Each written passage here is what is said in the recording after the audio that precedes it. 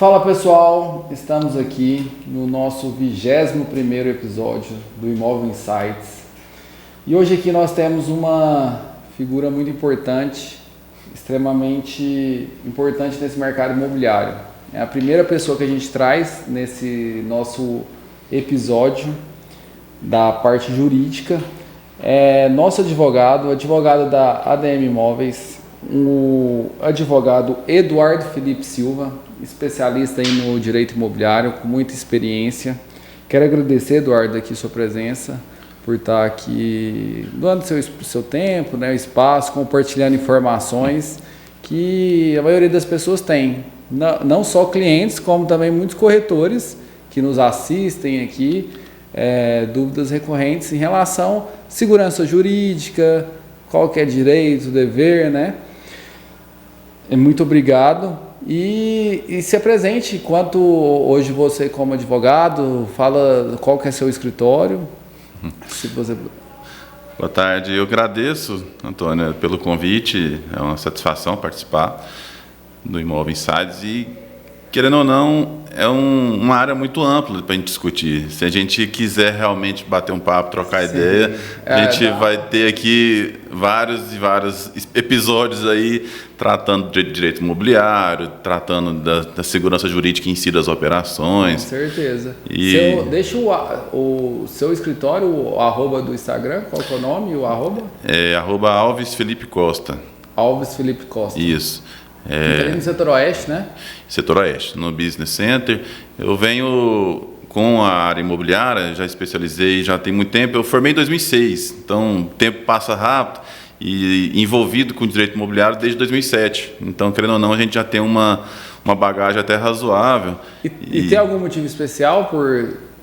O que despertou lá em 2007? Você formou ou antes de 2007? O que você foi já mais especializado?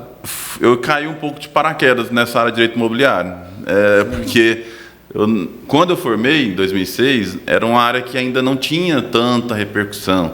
Sim. E aí eu fui convidado para trabalhar no Conselho Regional de Corretores de Imóveis de Goiás, do CRES Goiás.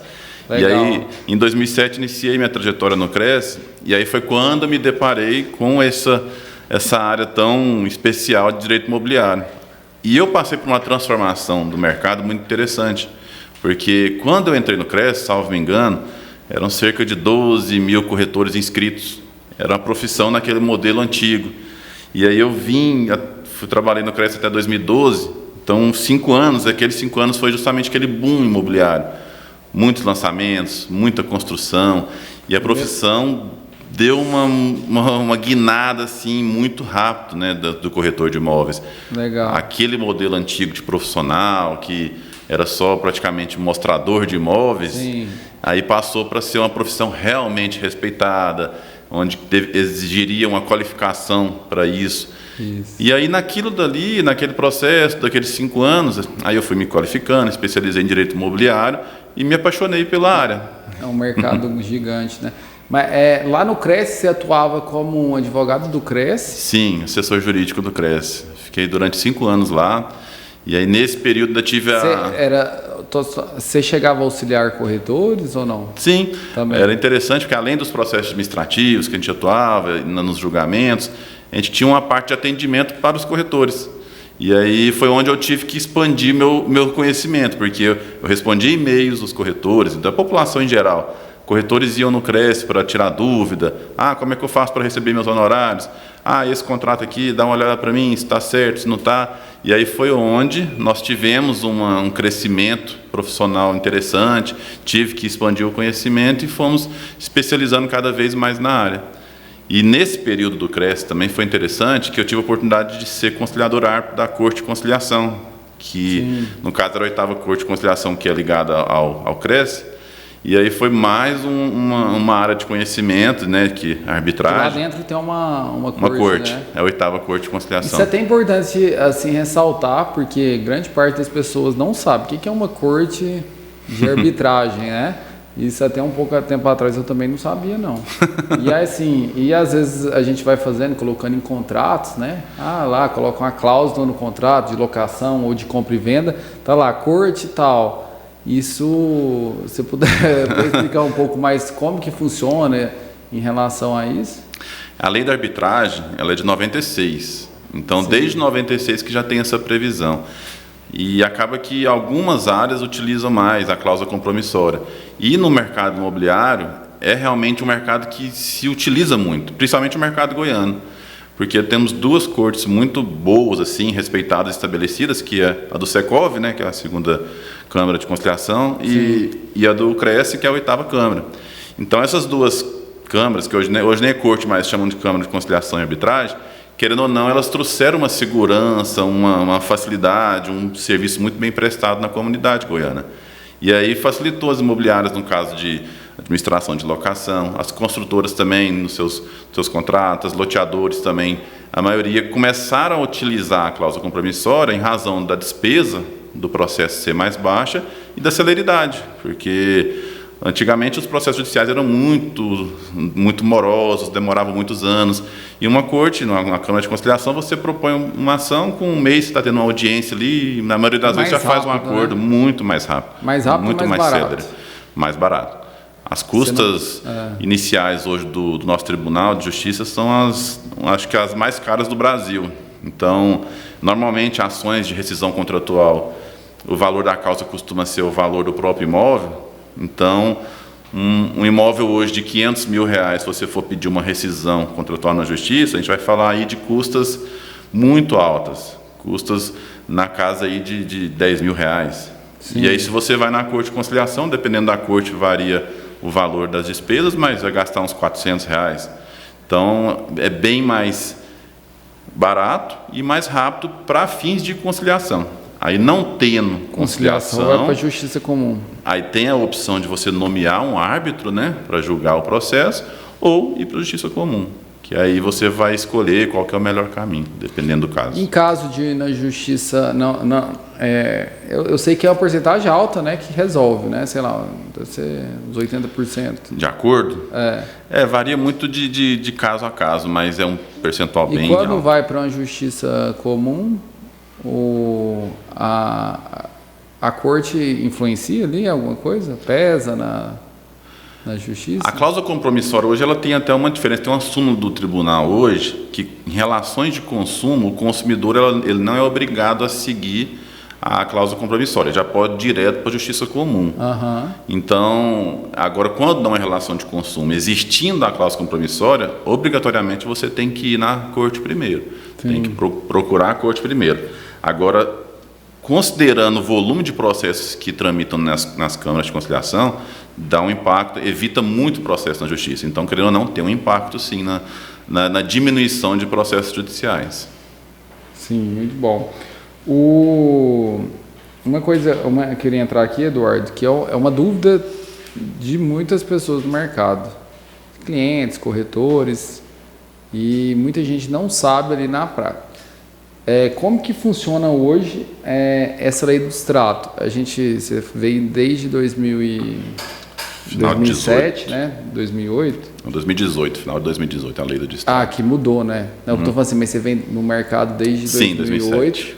Que também teve um boom de lançamento. Na época teve uma crise 2014, 15, que teve uma concorrência muito grande de distratos, principalmente quando a gente fala de distratos compra na planta, né?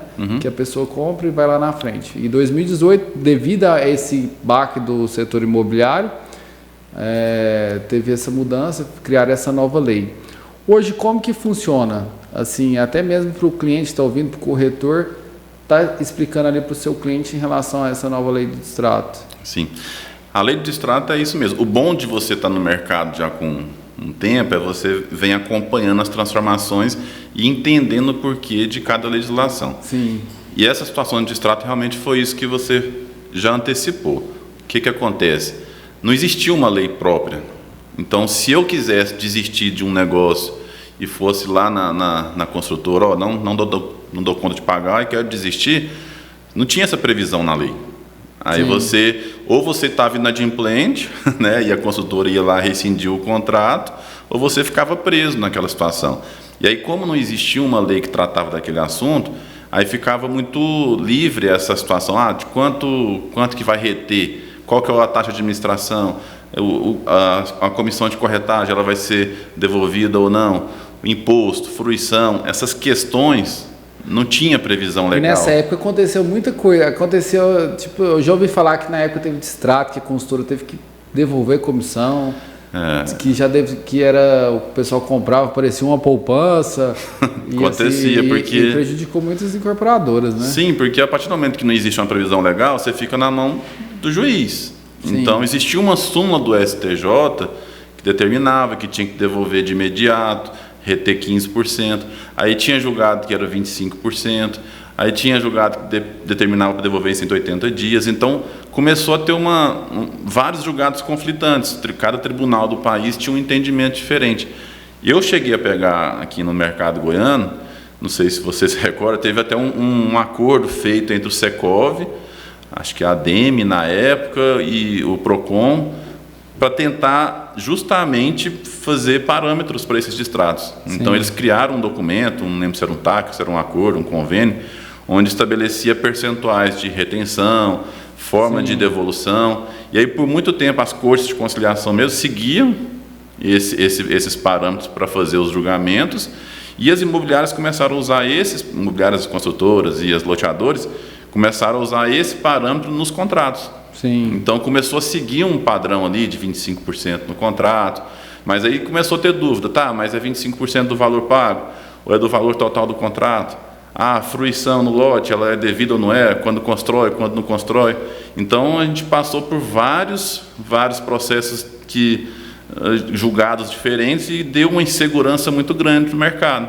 Sim. Então o loteador, o construtor, o incorporador, ele passou a ter um receio. E, de fato, com essa situação de 2014, que você já bem adiantou, onde houve essa crise, muita gente foi atrás querendo distratos e querendo devolução de 100%, ou só com retenção de 10%, 15%, e isso acabou quebrando muito a construtora. Sim. Aí, com a lei do distrato, no final de 2018, criaram regras mais claras.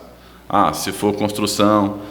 de incorporação de prédio é uma regra, se for loteamento é outra regra, se for patrimônio de afetação é outra regra, já definiu fruição, definiu taxa, percentuais de devolução, quem paga imposto, quem paga corretor, então ficou tudo muito bem definido e acredito que deu uma normalizada aí nesses distratos.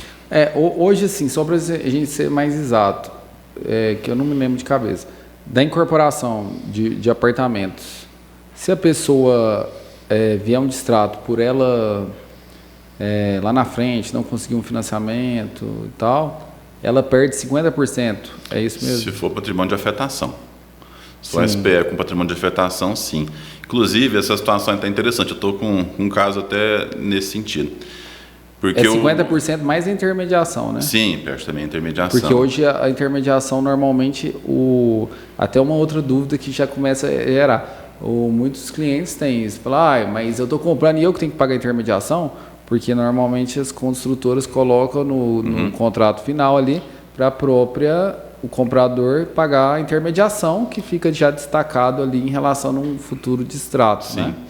Inclusive também essa situação dos honorários de intermediação sempre foi um problema jurídico, porque existia essa situação de que, mas eu não contratei o corretor e sou obrigado a pagar, isso não pode, e aí criou aquela onda de processo também. Aí com a lei do distrato, se você vai desistir, até o Código Civil já previa isso também. Aí você está desistindo, é como se fosse um arrependimento do negócio, você tem que arcar com os honorários de corretagem, então não tem devolução nesse caso. E também passou-se a permitir que o consumidor pagasse os honorários desde que fique bem claro e transparente nos contratos. Sim. O que ocorria lá atrás é que alguns contratos não deixavam isso bem claro. E aí é onde que começou a criar uma situação de venda casada, o Ministério Público também discutiu essa situação, aí começou a ter algumas ações onde pegava o valor de volta dos honorários de corretagem. Hoje já está bem definido, estando claro no contrato, tendo contrato à parte, tudo pode ser... É livre combinação entre as partes, então é permitido. Agora, em relação aos 50%, estava já antecipando essa questão do patrimônio de afetação, uma situação bem interessante que poucas pessoas sabem.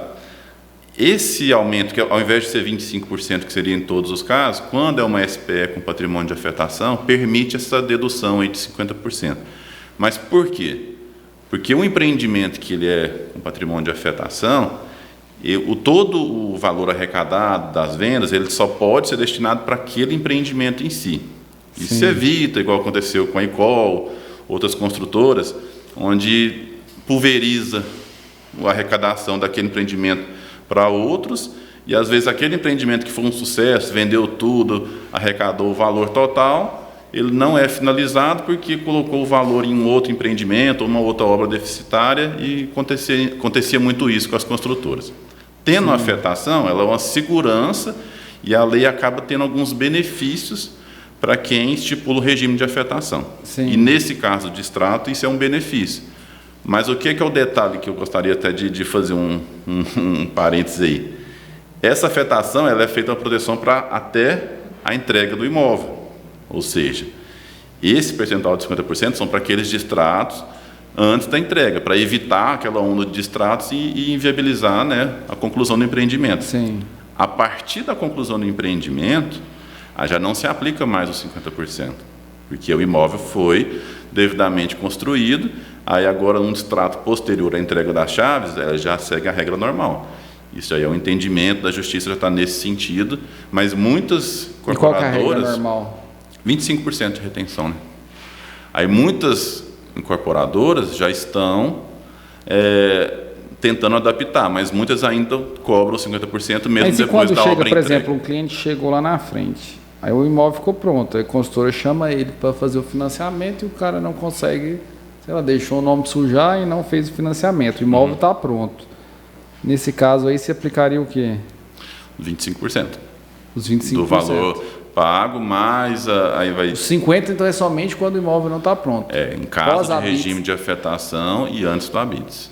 Entendi. Após o habites, aí essa regra. E é um detalhe, a lei não deixa tão clara. E aí já veio, já nos últimos entendimentos... Existem algumas brechas, por exemplo, eu já ouvi, eu não sei o que já virou. Porque assim, não só no mercado imobiliário, mas quando a gente fala em regra, né? O direito dá muitas brechas. Porque eu já vi cliente falar que, olha, se por mais que ele, sei lá, ele fez o compromisso, aí ele para de cumprir o compromisso. E aí ele se vitimiza, que ele é a vítima, ele perdeu o emprego e tal, isso, o imóvel está lá em construção. E aí ele entra com um pedido lá de 100%, porque ele está passando dificuldades e tal, e faz toda uma questão.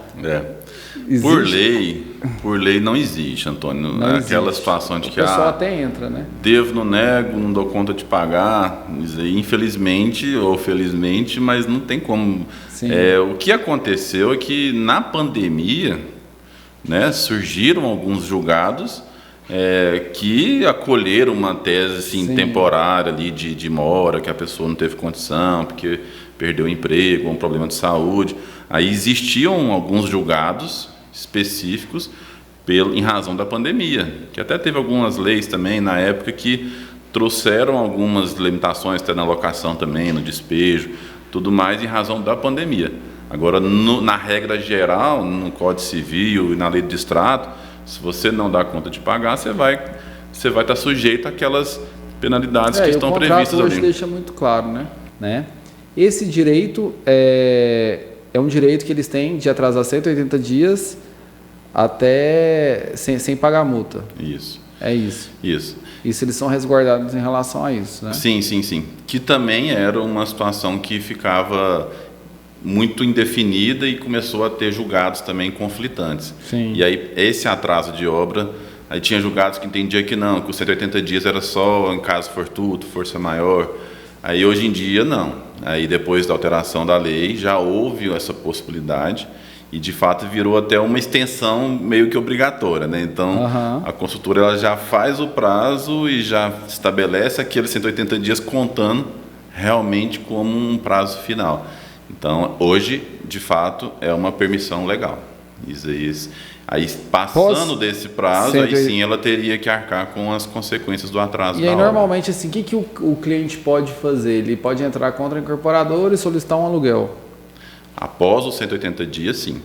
Dentro desses 180, aí a lei resguarda o interesse. Então, após os 180 dias, ele já pode entrar e solicitar o aluguel. Passando os 180 dias do prazo que ficou estabelecido, aí de fato, aí consideram uma inadimplência da construtora, e aí sim seria um caso do cliente entrar com uma ação indenizatória, onde ele pleiteia os danos materiais e, em alguns casos, danos morais.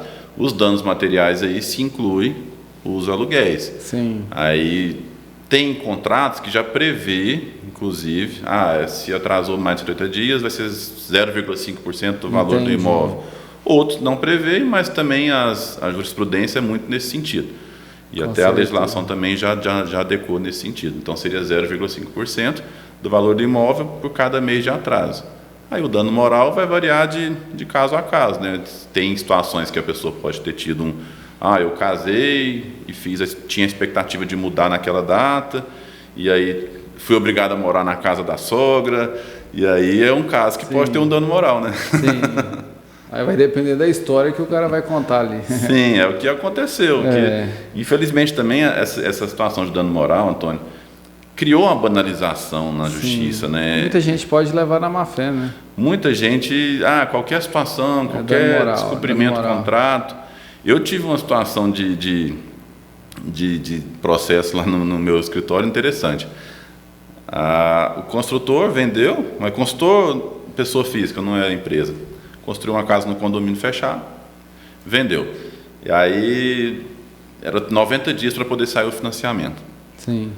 E aí, nesse prazo da Caixa ali, atrasou, salvo me engano, foram 2 dias, até a liberação do valor. E por conta dos 2 dias de atraso, o construtor sim se viu no direito de cobrar a multa total do contrato. Queria receber a multa. Normalmente, assim, a gente faz, quando atrasa nos 90 dias de financiamento, a gente cobra a correção, IPCA mais um, algo assim. Sim. Mas ele, com o profissional que ele contratou, entrou com uma ação cobrando a multa total do contrato e cobrando dano moral, como se aquele atraso tivesse impactado, sendo que foi culpa da instituição financeira. E quanto que era a multa que ele queria? Era o valor muito alto do contrato. O contrato acho que era 1.800.000, 2 milhões, não lembro o valor do imóvel. Então a multa era 10%. Aí, não, era 5%, e ele querendo cobrar em cima do valor total. Então ele queria cobrar 40 ou 50 mil lá, entrou no juizado, mas era um valor bem alto para um atraso que não foi culpa do comprador, e ele ainda pediu dano moral. Então, assim, é um tipo de situação que eu entendo que é uma banalização do dano moral. Porque qual que foi o impacto moral que ele teve? Ele é construtor, às vezes tem gente com 1 ano aí para vender. Então, se assim, ele tivesse vendido. Infelizmente a gente lida com isso no dia a dia. Mas aí nesse caso aí ele perdeu. Perdeu. Aí o cara juiz... que entra assim quando o juiz entende que ele está agindo, não sei se é má fé a palavra, mas está agindo com certo exagero. Como que é? É má fé. A palavra que a gente usa, o termo que no direito usa, é litigância de má fé. Sim. E aí, no novo Código de Processo Civil, desde 2015, inclusive, aumentou as penalidades para quem litiga de má fé. Então, hoje, o juiz ele pode condenar, né, aquele que entra litigando de má fé, em multa, o percentual do valor da causa. Então, isso pode acontecer. Mas, nesse caso específico, entrou em juizado. Aí no juizado, aí não tem condenação de custos e honorários, aí acaba que o juiz tende a ser um pouco mais tranquilo em relação a essas penalidades. Mas esse, na minha opinião, seria um caso de litigante de má-fé. Sim. Inclusive a gente está com um contrato aqui, até está conversando isso aqui mais cedo com o cliente disso, porque o comprador também enrolou um pouco no financiamento, passou 90 dias, mas ele comprou bem.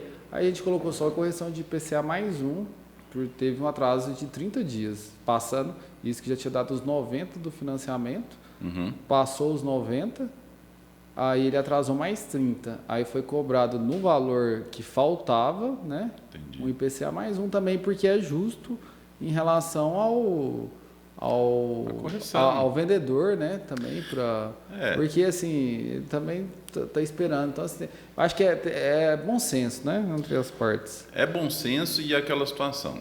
Combinado não é caro. Sim. Então, assim, o que você puder prever no contrato, nessas situações, já prever antes e as partes aceitaram, aí vale o que está escrito no contrato, que é o que chama de pacta sunt servanda.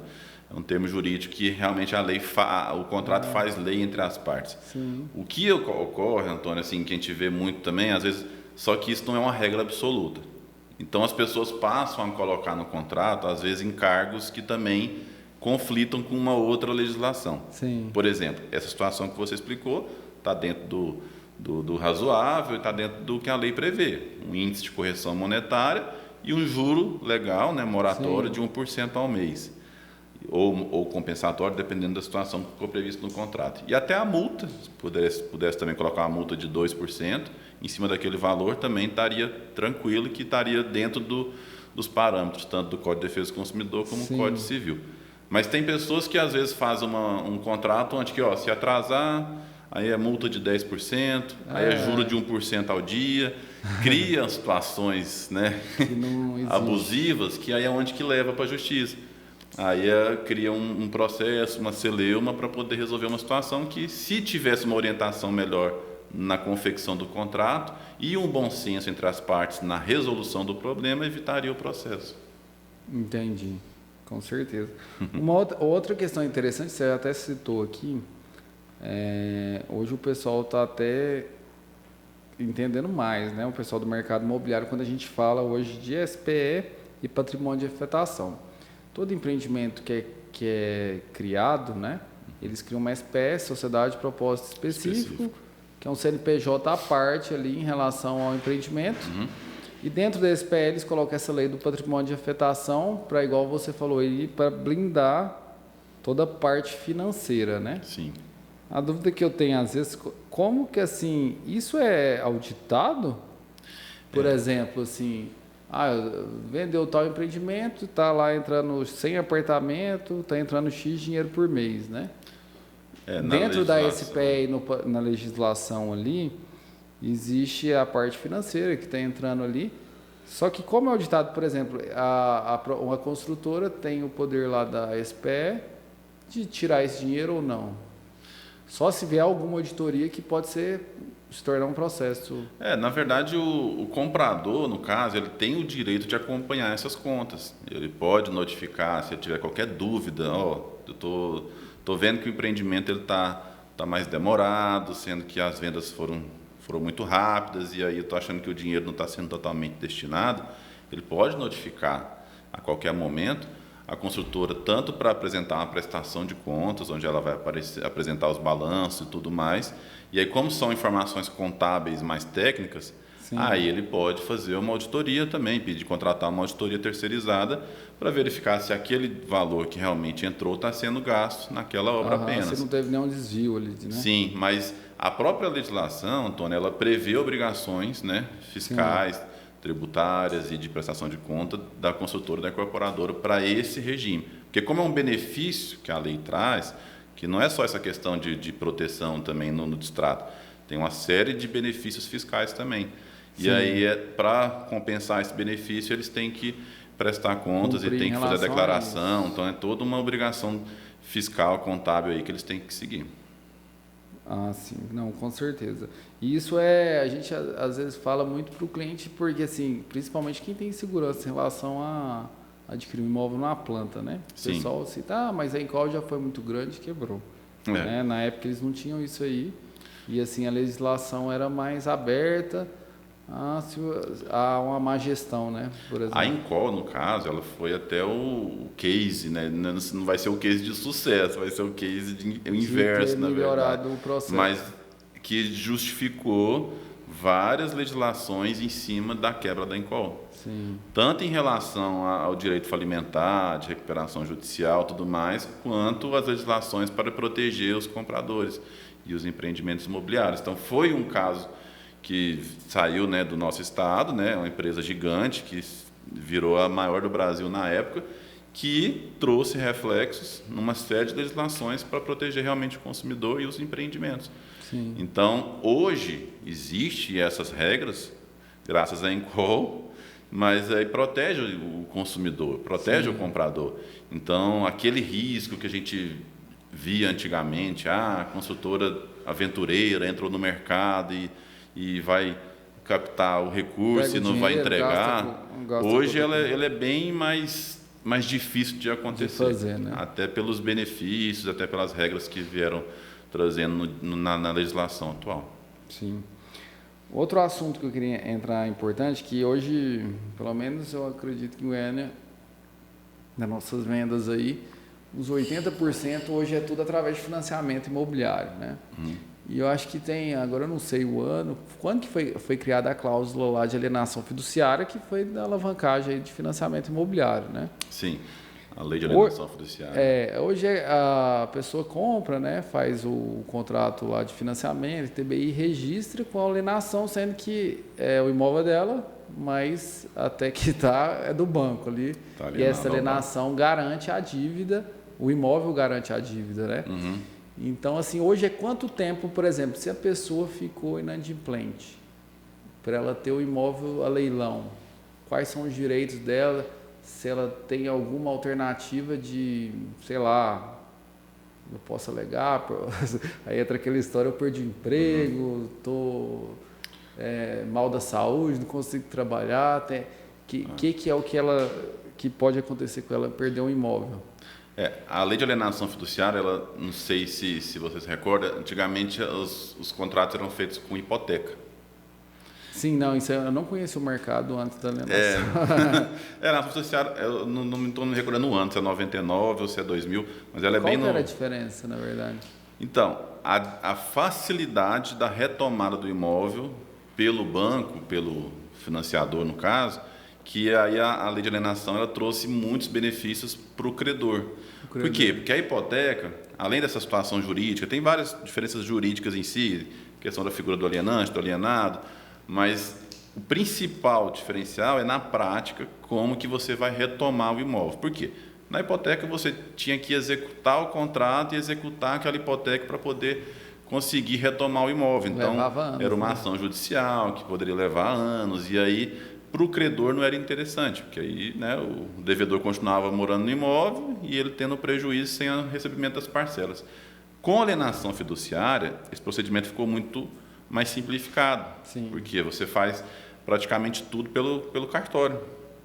Então, qual foi o procedimento? Atrasou 3 parcelas ou uma parcela mais de 90 dias, aí você vai até o cartório e fala, eu quero que notifique o devedor. Cartório de qual? O protesto? O cartório de registro de imóveis. Ah, tá. Onde o imóvel é registrado.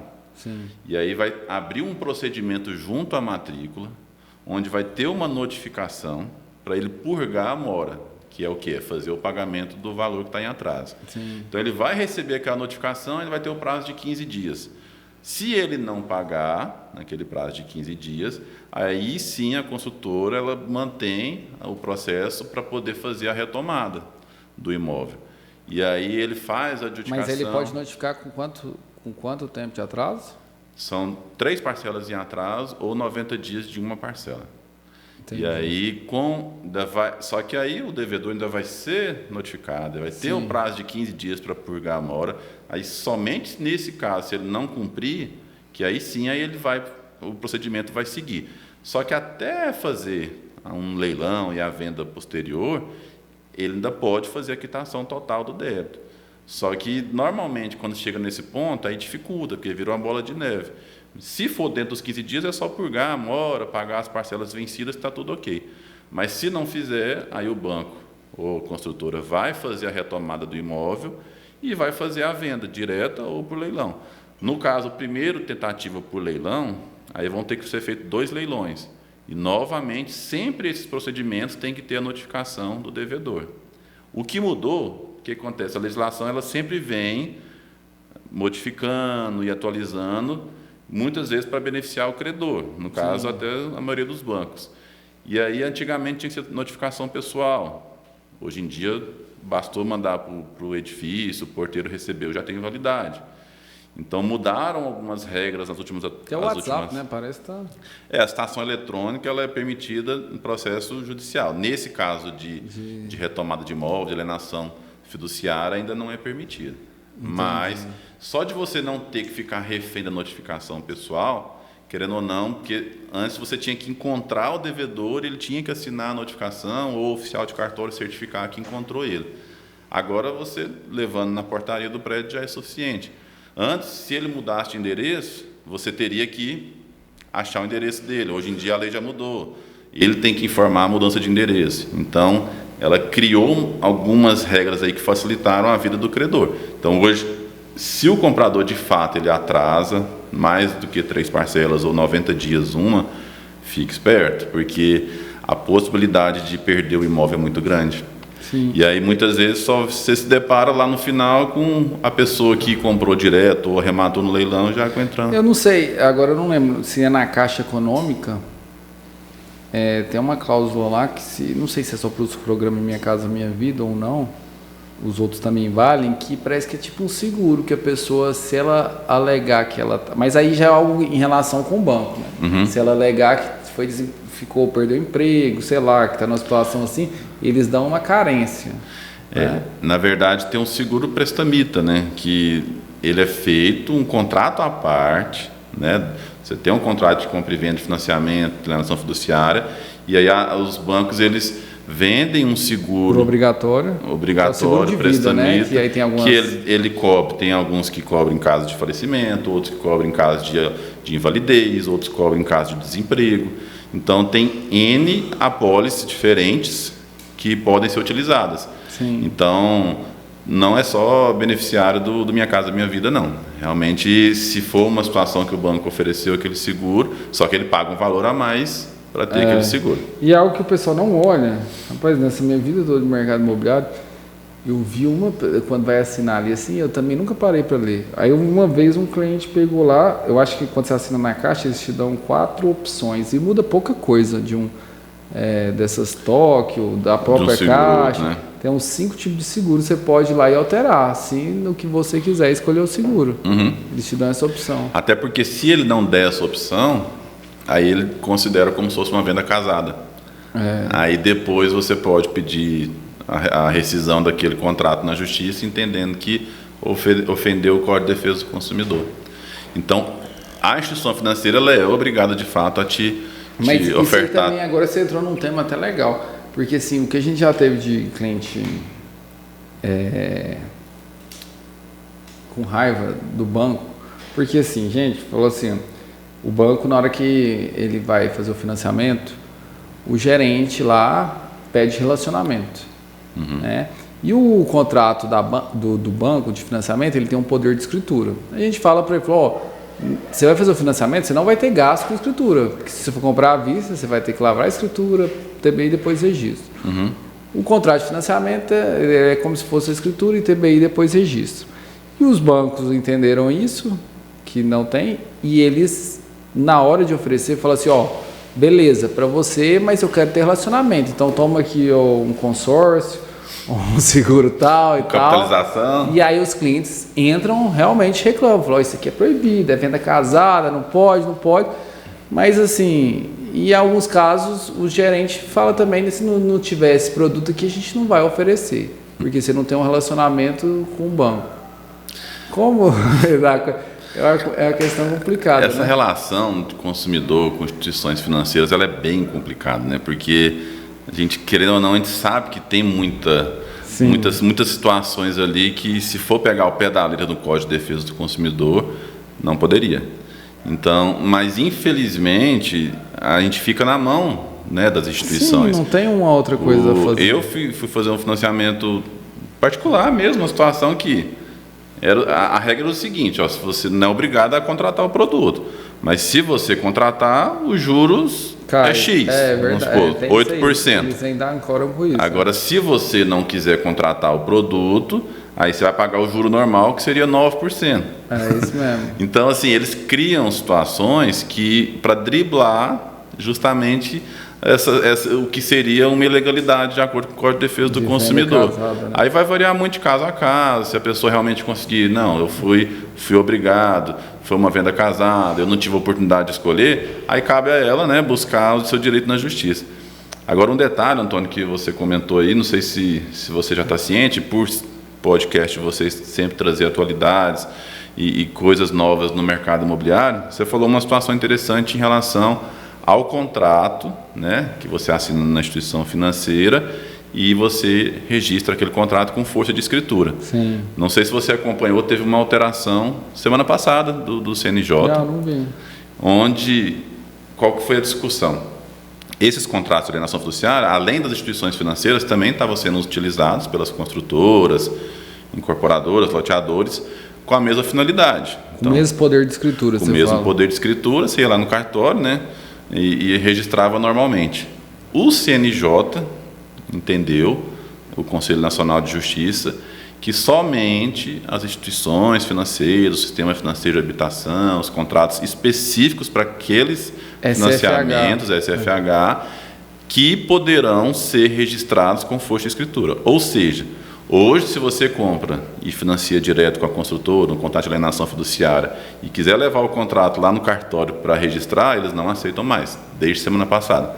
Sim. Aí você vai ter que fazer uma escritura pública de alienação fiduciária, ter aquela despesa do cartório, para depois fazer o registro. Isso me surpreendeu também, porque eu até fiquei sabendo um tempo atrás. Até um tempo atrás eu achava também que não poderia. Mas eu vi uma incorporadora em Goiânia, loteadora, que falou, não, nosso contrato aqui você pode ir lá e já registrar no cartório. Eu falei, ué, mas pode? Aí eu falei, aí que eu vi que tinha mudado. Da mesma forma, não sei se as consórcio enquadra no SFH ou não. Não, aí é a mesma situação. Até isso muito tempo atrás, uns 10 anos atrás, eu adquiri um consórcio. Aí quando eu fui fazer o processo, nem entendia muito direito. Aí o consórcio me indicou, você tem que procurar um cartório de notas. E aí ele foi lá, lavrou a escritura, aí pôs a alienação fiduciária para a empresa do consórcio, e aí fez a escritura normal, fez o ITBI e o registro. Aí esses dias a gente faz venda aqui de consórcio, hoje os contratos de consórcio, tudo, também você já pega o contrato, vai lá e registra. O meu foi assim, inclusive, quando do meu imóvel, o último que eu fiz foi dessa forma. Mas aí com essa alteração agora, com o entendimento do CNJ, vai ficar específico para essa situação de instituição financeira e sistema financeiro de habitação. Isso é o sistema de cartório, né? Não, é o pior que eles devem ter colocado. Pelo que eu verifiquei no processo, nem foi lobby de cartório, foi uma dúvida de até uma rede de posto de combustível que fez uma consulta, o cartório, aí subiu até chegar no CNJ e gerou esse processo administrativo. Que, assim, os colegas que eu tive contato até nos grupos de WhatsApp que discutiram essa atualização, eles viram até com um certo receio, eles entenderam que vai prejudicar um pouco, né, os loteadores e as construtoras. Aumenta o custo. Porque vai aumentar o custo, né? E quem vai pagar esse custo, né? Quem vai ter essa despesa? Acaba sobrando para o consumidor. E tendo o consumidor mais custo e mais despesa, você acaba afastando ele de uma possível compra. Essa novidade aí do CNJ não foi muito bem recebida no mercado imobiliário, não. Mas já está desse formato definitivo. Sim, hoje se você for no cartório já tem um provimento. Isso faz adiar também o pessoal a tomar decisão, né? Que é o que acontece. Porque assim, igual hoje juridicamente você fala, só é dono quem registra. Né? Então assim, cara, e pior que a gente vê muita gente esclarecida. Peguei pai de um amigo meu, ele tinha feito escritura, né? No cartório tá tudo ok. Em 1992, num lote, em 3 terrenos, aqui em Goiânia, Jardim Atlântico e Parque Anguera. Fez escritura no cartório de nós, tudo bonitinho. Só que eu não sei se foi diligência dele, do cartório, eu acredito que foi dele, talvez ele não quis pagar o custo na época. E aí assim, beleza, fiz a venda, falei, não, ainda é tudo certinho, não tem zero problema. Aí ele, quando foi, puxou a certidão de matrícula, né? Certidão de matrícula do registro, não estava no nome dele, estava no nome dos antigos. Isso foi 2021. Olha só, passou 30 anos, né? Ele fez a escritura, mas ele não era dono. Aí, ou seja, para registrar essas escrituras antigas, começou a pedir um monte de documento. A sorte que ninguém age de má fé. Porque o que eu falei para ele? Eu falei, se essa pessoa estivesse de má fé, ele poderia ter vendido, né?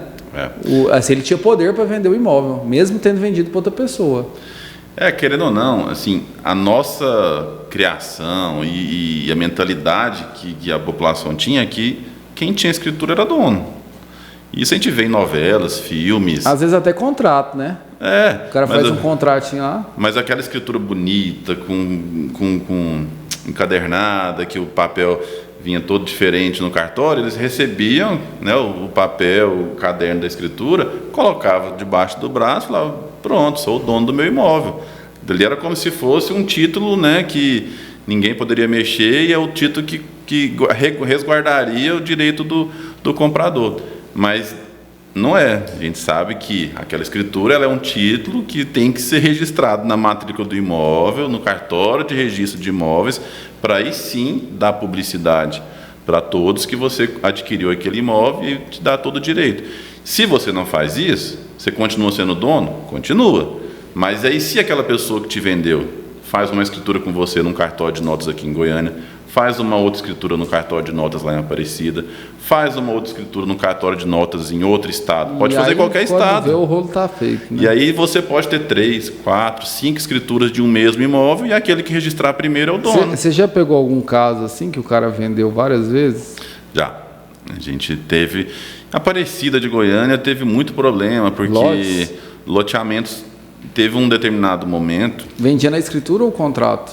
Não, contrato, né? Na maioria contrato particular. E aí, como não tinha controle, aí a pessoa ficava com o contrato, fazia cessão, mas vendia para um, vendia para dois, vendia para 3. E a matrícula estava no nome da loteadora ainda? No nome do loteador. Aparecida de Goiânia teve um boom de loteamentos num período que realmente criou muitas negociações e os valores não eram valores altos antigamente, né? Então, tinha loteador que às vezes nem era má fé, às vezes era por desorganização mesmo. Então, o próprio erro da empresa, né? Mas aí quando é erro jurídico assim, a empresa tem que... Sim, aí o que acontece é vender duplicidade, caracteriza até um estelionato. E aí cabe ao loteador resolver quem comprou primeiro, e aí indenizar aquele que comprou e teve prejuízo. Mas isso aí, infelizmente, foi muito comum durante um determinado tempo. Fora, assim, problemas de falsificação de documentos também, que acontece muito. Eu tenho um cliente que tem um lote em Aparecida de Goiânia, que a esposa dele adquiriu por herança, no nome dela, bonitinho. Aí ele se deparou com uma situação de que o pessoal tinha comprado o lote dele. Falei, mas como assim? Aí tinha um falsificado, falsificado de procuração pública. Ah, a procuração pública foi falsificada? Não, mas falsificaram os documentos dela, e aí originou uma procuração pública com um documento falsificado. Eu tive que entrar com uma ação para anular a escritura, anular a procuração, para garantir que aquele imóvel continuasse sendo dela. Só que o processo que terminou esse ano, inclusive. Se eu não me engano, ele é de 2009. Foram 2009 a 2011, mas assim, quase 15 anos de processo aí para resolver uma coisa que teria que ser óbvia, né? Não tinha nem discussão, mas aí aparece o que comprou, fala que foi de boa fé. Hoje, a gente está vendo situações de mudança na lei também, Antônio, que protege muito essa questão da boa fé. Por quê? Antigamente tinha muitas discussões, mas não tirou a certidão do distribuidor civil, não tirou a certidão trabalhista, não tirou a certidão fiscal, algo nesse sentido, e aí ficava refém. Hoje não, a maioria das leis já estão entendendo o quê? Tem que estar averbado na matrícula do imóvel. Ou seja, você vai cobrar uma dívida e aquele devedor tem um imóvel.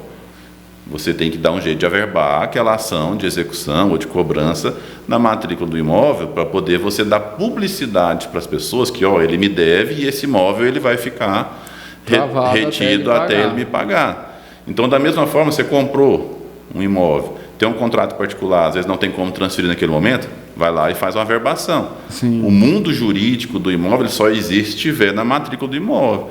Sim. Então, isso é muito importante as pessoas criarem esse hábito, né, de fazer os devidos registros e averbações para proteger. E de olhar antes, né? Até uma questão que eu ia colocar para você. O que a pessoa, até mesmo para o corretor que estiver ouvindo, o cliente, o que o corretor, a partir do momento, principalmente revenda, quando ele vai fazer de pessoa física para pessoa física, o que ele tem que olhar?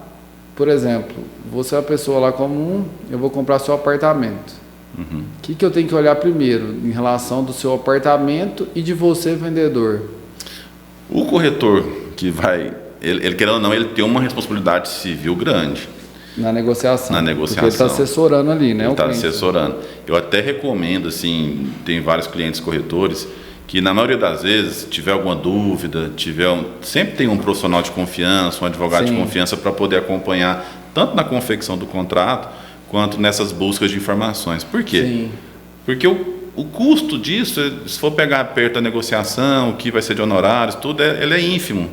E aí acaba sendo um investimento e é uma forma do corretor se resguardar, porque ele fala, eu contratei o profissional, contratei o jurídico para me dar essa proteção e ele fez as pesquisas, ele deu um parecer, ele que fez o contrato.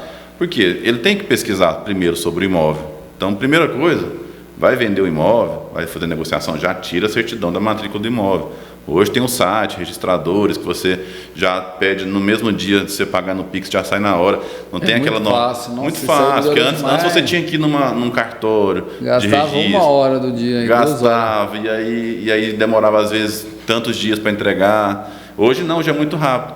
Você tirou a certidão de inteiro teor da matrícula, depois tira a certidão de ônus, mas ali você tem um documento que você vai fazer uma análise. Opa, não, está bonitinho, não tem nada averbado, não tem nenhuma penhora, não tem nenhuma restrição que vai impossibilitar essa venda. Primeiro passo, ok, o imóvel está ok, então vamos partir agora para consultar os vendedores. Então aí vai pegar o CPF dos vendedores, vai buscar. Hoje é tudo muito prático, a maioria você puxa na internet, você vai puxar a situação fiscal federal, se a certidão federal vai sair, se a certidão estadual vai sair, se a certidão municipal vai sair. Aí se for imóvel de condomínio, você tem que puxar taxa de condomínio, declaração do condomínio. PTU, né? Aí o que pode travar? Se o cara tiver... O pessoal tem dúvida. Se o cara tiver nome no Serasa, SPC, trava uma venda do CPF? A venda não, mas trava um financiamento, né? Às vezes, aí vai depender do banco. Vai depender do banco. Mas assim, a negativação do nome em si... Não, né? O problema é que são duas situações que tem que ficarem bem distintas. Sim. Por quê? Uma coisa é eu vender para você à vista e a gente vai lá no cartório e faz a escritura. Então... O que o cartório vai fazer são as buscas normais, as certidões obrigatórias e vai transferir, faz escritura, registro, acabou. Outra coisa é você fazer uma venda financiada, que muitas vezes aí o banco que vai te exigir, né, uma documentação mais qualificada, só mas questão acho que o vendedor não exige tanta, não sei, depende. Não, mas acontece muito essa diferenciação. O banco exige mais do comprador, né, ali do cadastro também. Não, mas o banco também faz toda a pesquisa do vendedor. Então, querendo ou não, aí pode ser que uma venda à vista passaria no cartório, mas no banco ele descobre uma certidão, um débito trabalhista que não está averbado na matrícula e ele impeça. Débito trabalhista trava no cartório, não? Se for um crédito trabalhista que já esteja averbado na matrícula do imóvel ou registrado a penhora, aí não tem como transferir. Na matrícula não tem como. Agora, se não está na matrícula, aí não tem problema, aí vai caber ao terceiro, no caso, o credor, informar que, eu tinha esse crédito, estava com uma execução tramitando, então essa venda é nula, aí é fraude contra credor, aí existe uma matéria que ele vai tentar anular aquela negociação. Só que, por outro lado, o comprador que comprou e não existia nada na matrícula, aí ele já vai ter esse benefício terceiro de boa-fé. Então, essa segurança dessas transações estão evoluindo muito para esse lado. Sim. Tem que estar na matrícula do imóvel.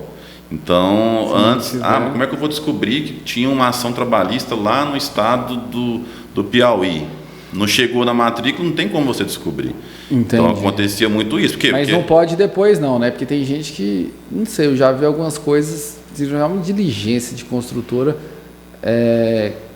fez lá, lavrou a escritura, registrou tal, e aí depois aparece uma dívida lá que a pessoa tinha e vim respaldar no imóvel.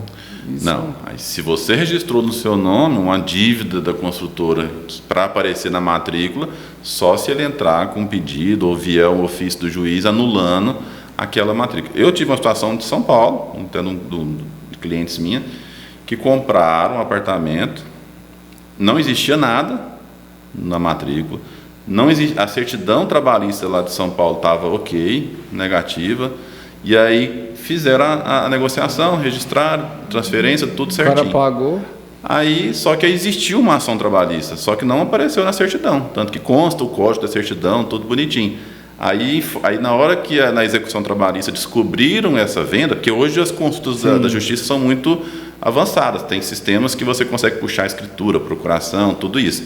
Aí apareceu essa venda. O que o juiz trabalhista fez? Anulou o registro, anulou a escritura, entendendo que seria fraude contra o credor.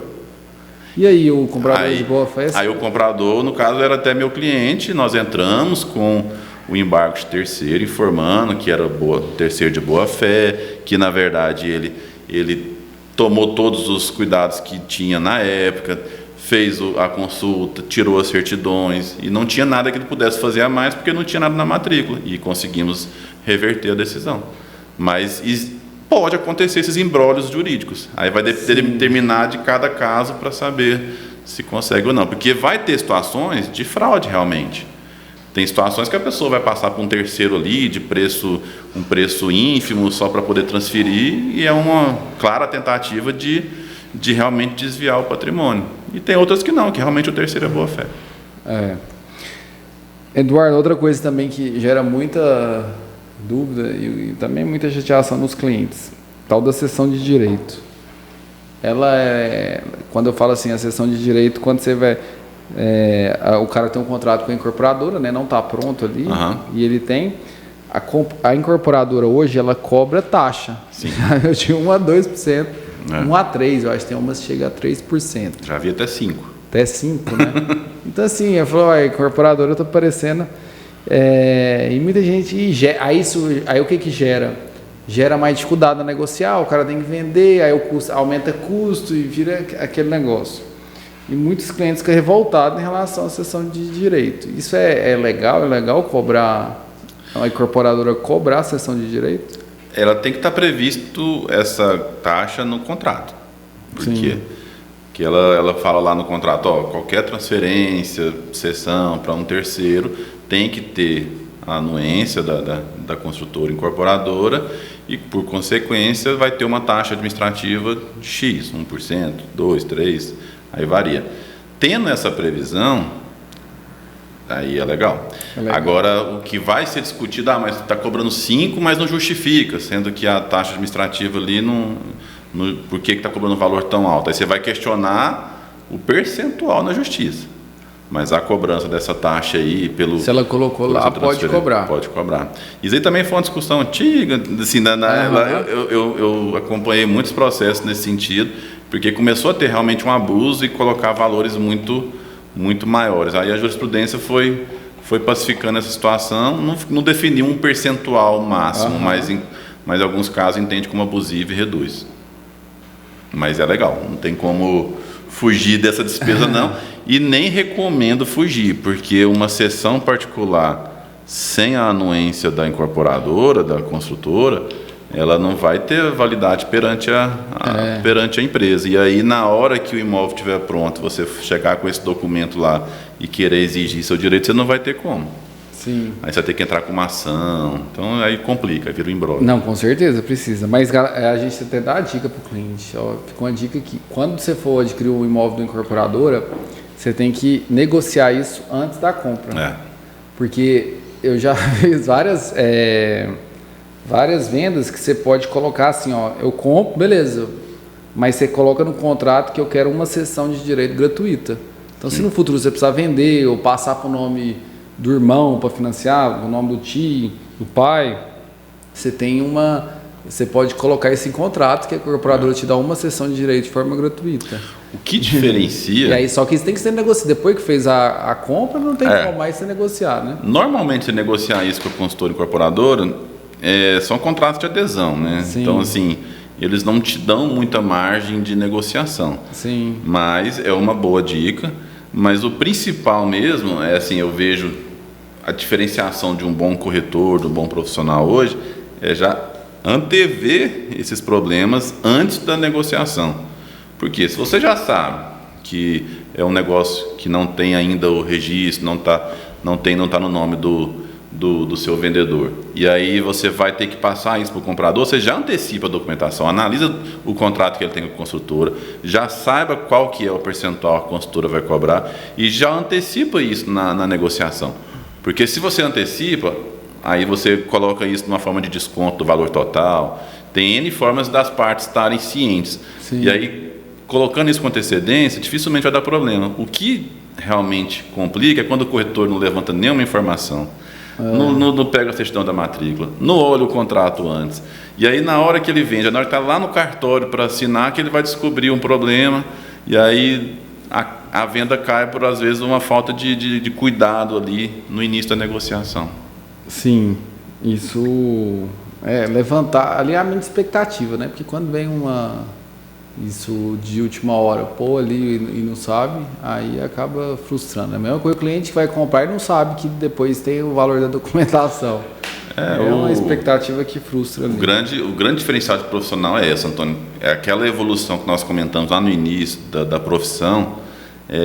Hoje o mercado não permite mais esse corretor só mostrador de imóveis, sabe? Sim. Ele tem que ter realmente essa bagagem, ele tem que ter esse olhar mais crítico naquela negociação, saber que aquele comprador tem capacidade ou não de um financiamento, saber que aquele vendedor tem ou não um problema judicial que vai impedir a venda, ou se é imóvel de herança, ou se é um imóvel problema de divórcio. Então tem que ter um olhar mais crítico do corretor. Sim. Que aí evita realmente esses imbróglios na justiça. Sim.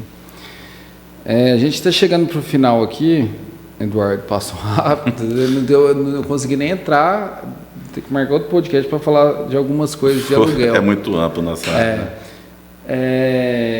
Hoje, uma questão que levanta muito, que traz muito medo para quem até é comprador, e muita complicação até para quem está vendendo, quando vai falar de inventário, né? Uhum. Recentemente a gente fez uma negociação com o inventário aqui, foi uma experiência muito simples, sabe? Por quê? Porque estava todo de acordo e não tinha de menor. Então você faz praticamente uma lavratura de escritura, né? Apesar de levantar todos os... Hoje o inventário, quando não, sei lá, se tiver algum de menor, obriga pessoal, isso tem que ser judicial, né? Sim. O inventário, assim como o divórcio, ele já é uma inovação, né? Que a lei começou a levar os procedimentos para a via extrajudicial, que seria pelo cartório. Sim. Hoje já uso capião, adjudicação, extremação, tem vários procedimentos que você consegue fazer no cartório, onde você tira esse problema da justiça. Então, o inventário... Uso capião faz no cartório também? Faz também agora. Tem a possibilidade de uso capião extrajudicial, tem um procedimento, tem todas as regras, tem um provimento, mas facilitou demais. Sim. Eu tenho um uso capião, Antônio, que é de 2007. Até hoje não saiu. Eu estou fazendo um agora no cartório. Você deu a entrada em 2007, 2007. E até hoje o processo não findou.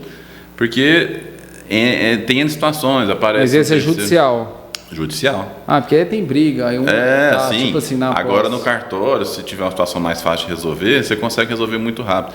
Então, o inventário também permitiu fazer no cartório, já tem um bom tempo, a lei que alterou, não sei se foi...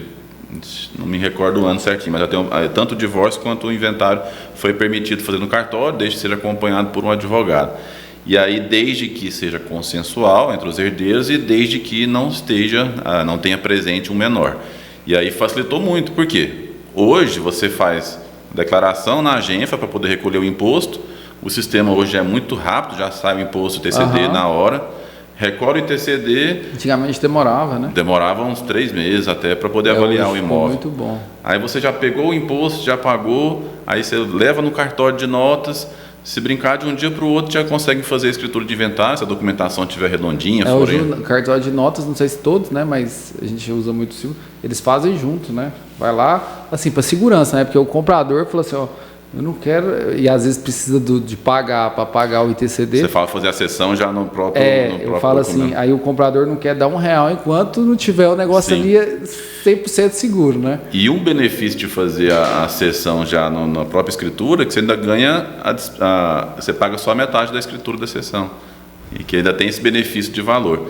E aí o que acontece? Mas muitas vezes a pessoa não tem o dinheiro para fazer o inventário.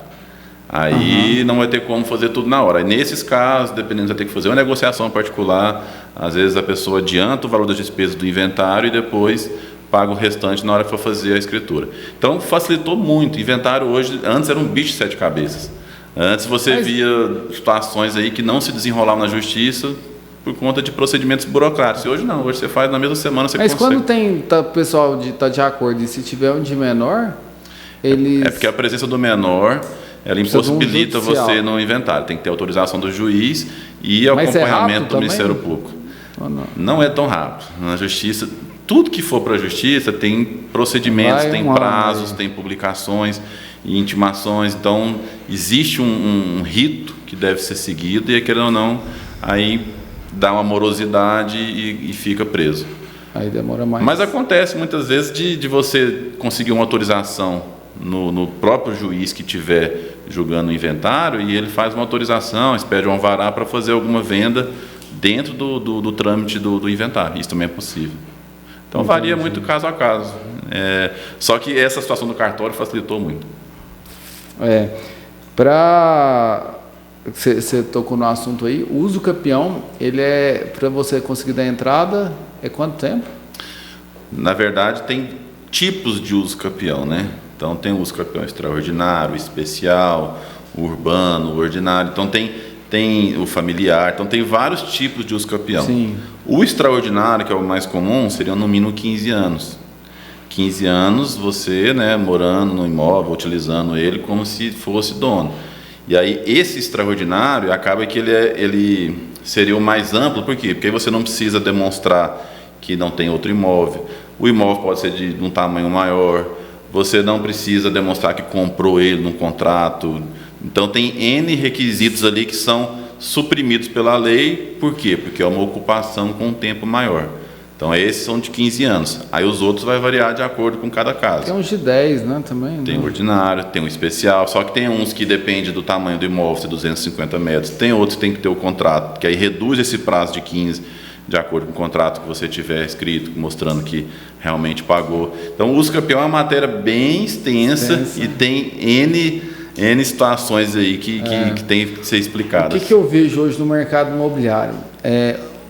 Falta de documento, uso campeão, inventário, trava muito o mercado de revenda. Não só porque esse é problema, mas por não saber. Por o pessoal ser leigo, por não ter dinheiro, porque as custas são caras. Sim. E a gente vê hoje,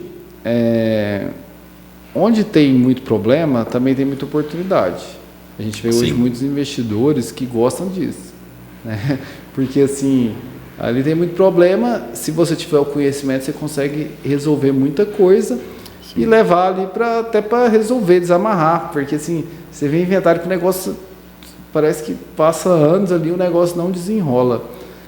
Ou por falta, ou também porque ali o pessoal não quer mesmo, mas muitas vezes eu vejo por falta de levar uma clareza e buscar uma solução. Né? Porque ele acaba que todo mundo quer desenrolar, por mais que seja um valor financeiro pequeno para cada, mas ali cada um segue a sua vida. Então, assim, eu vejo isso uma grande oportunidade no mercado, entender de problema, né? Sim, e ter um bom profissional do direito, principalmente ao seu lado. Por quê? Às vezes o problema não é tão grande quanto parece. E às vezes a gente cria estigmas na nossa mente de que eu não vou comprar um imóvel que é de inventário porque é enrolado. Eu não vou comprar um imóvel que tem divórcio porque é enrolado. Eu não vou comprar aquele imóvel que não tem matrícula porque eu sei que não vou conseguir regularizar. Aí assim, vai criando situações que aí você, naquele excesso de cautela, um zelo maior, você acaba afastando de boas oportunidades. Por quê? Se você compra um lote, por exemplo, que não tem matrícula, ele é um valor. Se você compra o mesmo lote com uma matrícula onde permite te financiar no banco, ele é um outro valor. Sim. Então, se você compra aquele imóvel mais barato e tem como regularizar ele pelo cartório através de um uso campeão, se você analisou a documentação, se tem como você provar que aquela pessoa que te vendeu está lá há tantos anos, pagou os impostos tudo bonitinho, energia, água, beleza, então compra e regulariza no cartório. É um investimento. É um investimento, porque aí o gasto que você vai ter, às vezes, para poder regularizar, é muito menor do que a valorização. Né? Então tem muitos nichos de mercado que as pessoas às vezes desprezam porque entendem que é uma coisa muito complicada e nem sempre é. Realmente você tocou num assunto muito... Uma situação que antigamente quase ninguém entrava, de arrematações, né, leilões, porque sempre ficava com aquele negócio, nossa, é muito difícil, você não vai conseguir tirar a pessoa de lá, vai virar um processo que vai durar muitos anos. E hoje em dia já não é mais esse bicho de 7 cabeças. Conforme você mesmo viu lá atrás na nossa conversa, que a lei já determina uma retomada do imóvel muito fácil. Então tem tudo de acordo com cada situação, você tem que analisar o caso. Aí o investidor, o comprador, ele procura um advogado de confiança que vai auxiliar nesse processo. Aí ele vai orientar, não, esse aqui é uma situação mais complicada, é melhor você não fazer. Esse aqui a gente consegue regularizar. E aí ele vai estar sempre bem orientado e o corretor também tem que estar com bastante conhecimento para não perder esses negócios. Não, com certeza. Hoje tem muita oportunidade com muito problema que você resolve ali. Na época do que eu fui assessor jurídico do CRES, assim, o que eu via de corretores desprezar esses negócios, falar assim, não, eu só gosto de negócio certinho, redondo, eu sou muito sistemático e tal, isso. Mas não é isso. É a questão de entender. Mas por que está enrolado? Qual que é a pendência? Às vezes uma penhora num processo trabalhista, você vai buscar o processo trabalhista, você faz um acordo lá de 10 mil talvez e você tira aquela penhora. E resolve, né? Às vezes um divórcio que não houve a averbação ali, você acha que é um negócio complicado, só não foi feita a averbação. Então tem N situações jurídicas, Antônio, que influenciam nesses negócios. É aquele ditado, né? Para tudo tem jeito, né? Tudo resolve, só não resolve se morrer. Muito bom, Eduardo. Vamos chegar. Eu queria só fazer a última pergunta aqui, para a gente chegando ao final. Já passamos de 1 hora, né? E como você vê o futuro do mercado imobiliário nessa parte jurídica? Muita gente fala aí dessas alterações em relação ao cartório, e a gente vê muita melhoria, né? Processo, a gente fez esse ano primeiro registro de forma digital, era um contrato digital, ou seja, mandou para o cartório, eles foram lá, fizeram de forma no contrato digital. É notariado. Então, assim, escritura, né? Hoje o pessoal lava de escritura também pelos ICQ, então a gente já vê um avanço muito nessa parte dos cartórios, né? Esses registradores, antigamente eu lembro, você gastava, tinha que ir lá requerer certidão, depois voltava, era 2 horas para pegar uma certidão de matrícula. Hoje você gasta 5 minutos, né? Ela chega no seu e-mail depois. Mas assim, com o avanço da tecnologia, a pressão em cima ainda é muito grande em relação principalmente ao mercado imobiliário, com essas tokenização, blockchain, né? Como que você vê? Você acha que vai demorar mais? Você acha que é algo rápido? Antônio, como tudo na vida, a gente vem passando por um processo de evolução muito rápido, né? Sim. A tecnologia, assim, ela vem... Agora a inteligência artificial está nos tomando aí de surpresa, assim, que a gente está até assim, sem saber como que vai ser o nosso futuro com tantos avanços que estão tendo. E o mercado imobiliário não é diferente. O direito imobiliário em si, ele vem acompanhando essa evolução. Eu participei de um seminário no final do ano passado, justamente de direito registral, notarial e de procedimentos extrajudiciais. Eu fiquei realmente surpreso com a quantidade de procedimentos que já podem ser feitos no cartório hoje e com a facilidade que você pode trabalhar. Notariado, tudo digital. Mas a pessoa mora em outra cidade. Antigamente era muito difícil, reconhecimento de firma, reunir todo mundo. Hoje, essa questão da assinatura eletrônica já foi um avanço muito grande. Essa questão do notariado, hoje, os procedimentos no cartório, ela avançou demais para as pessoas que utilizam dos serviços cartoriais. E é só o começo? Sim. É só o começo. Se a gente não se adaptar, se os profissionais de direito ou os próprios profissionais da área, corretores de imóveis, todos que estão na área imobiliária, se não se adaptar a essa nova realidade, vai ficar para trás.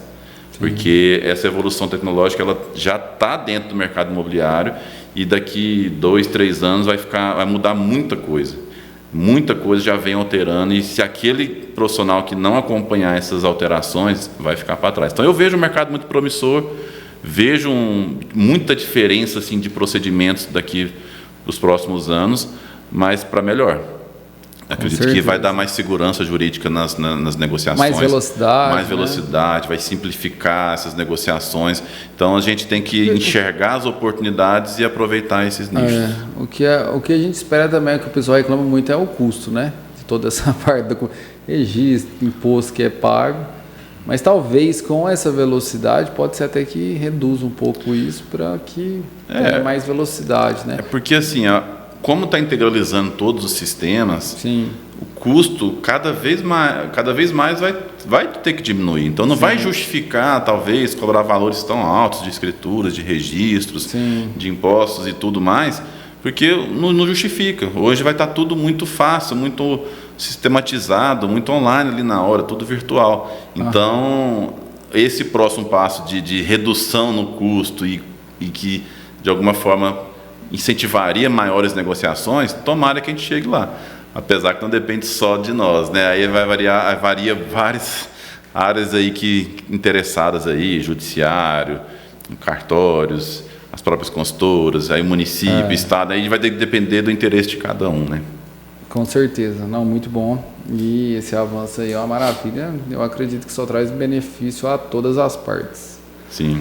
Eduardo, obrigado pela participação, por compartilhar aí informações. Eu avisei lá no início que a gente teria que ter pelo menos mais ou 2 episódios. Vamos marcar o próximo. Porque a gente não falou praticamente nada de locação. A gente tem, se quiser também estender um pouquinho na matéria de uso campeão, acho que o mercado imobiliário é muito rico, muitos assuntos. O direito imobiliário é muito rico.